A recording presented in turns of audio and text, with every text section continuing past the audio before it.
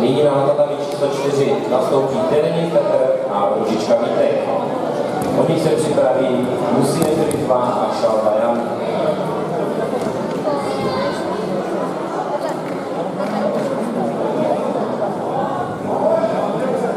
Na tatami číslo 1 skončil zápas Šaro Svoboda a vítězství pro Svobodu za 7 pomocí bod. Děkuji. Nastupují Antonín Poj, Rušky Hrade na bílou a Denis Matějka Povědoviče na modrou.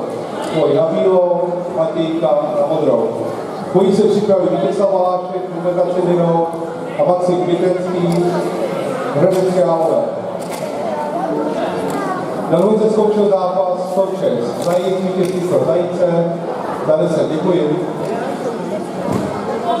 Nastupují Matyáš Dunga, Nový Bíčov, na bílou a Josef Prošvic, Hradecká Aule na modrou. Dunga na bílou, Prošvic na modrou. Oni se připraví Jiří Horák, Madá Boleslav a Jan Burek.